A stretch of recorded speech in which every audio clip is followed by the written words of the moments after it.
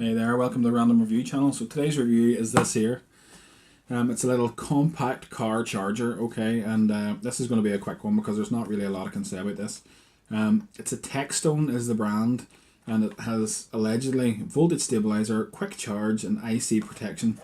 So it says it can charge smartphones, pads, which is obviously tablets in Chinese or Chinglish, whatever you want to call it. Navigation, so it can charge your sort of sat navs, even though it sort of seems to be showing just like an older generation iPod and MP3 player. Okay, so and I don't doubt that.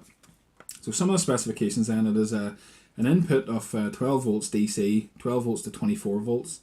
I'm not sure really if I would recommend using it at 24 volts because it puts an awful lot of pressure then on the stepper circuit to step it down.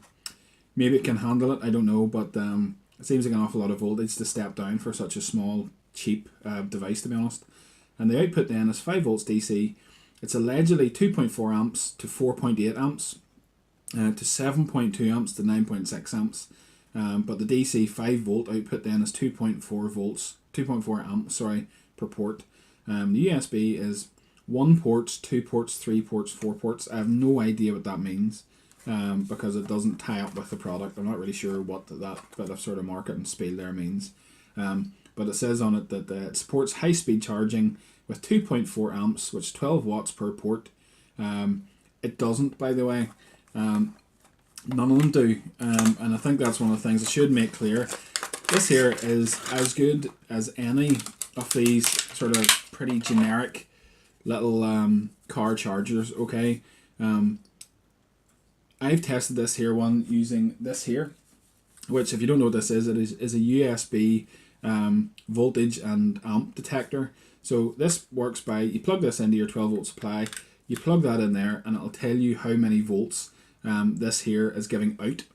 So it'll tell you what it's stepping it down to, and both ports in this here step down to 5.19 volts. So it's slightly higher than the 5 volt output limited, but most sort of output devices they got are anywhere between sort of 5 to sort of 5.5, and some of them are slightly higher. So in terms of how many milliamps this here allows through, or how many amps it allows through, both the ports, whenever I plug them into this here, no 3, I don't have a 12 volt supply here, so I can't show you, but you can take my word for it. Both the ports, when they were plugged in individually, gave about 1.8 amps. So it's below the 2.4, I think it is, that it specifies on the box.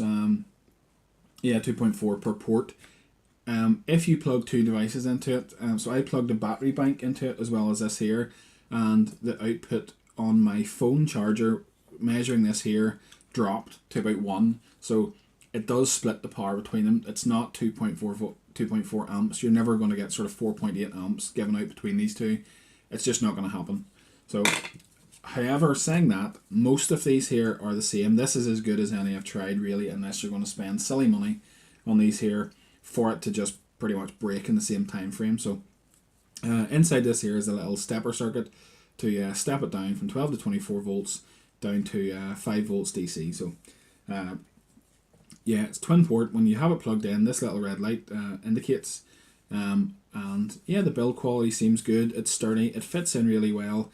These here have quite a lot of spring in them, and there's quite a lot of tension in them, so when you push it in, it doesn't want to pop out, and you can push it in and pull USB ports out without this here budging in the cigarette lighter slot.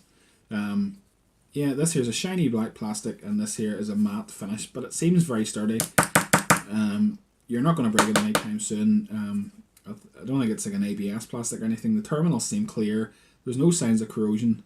And overall I'm pretty happy with that there. For what it is, it serves my purpose well. I have this connected to my phone, but the second USB port on it is handy in case if I wanted to plug my sat-nav into it as well, because my sat-nav draws less power than what my phone does, and the battery charges quicker on the sat-nav because it's a smaller milliamp hour battery. So if I plug this in when the sat-nav's charged, it just uses enough power to keep the sat-nav topped up, and then when that switches off, it's given a constant charge to my phone. So yeah, it serves my purpose really well, and really good. I would recommend it to anybody, and I would buy it again. Hope you like this review, and thanks for watching.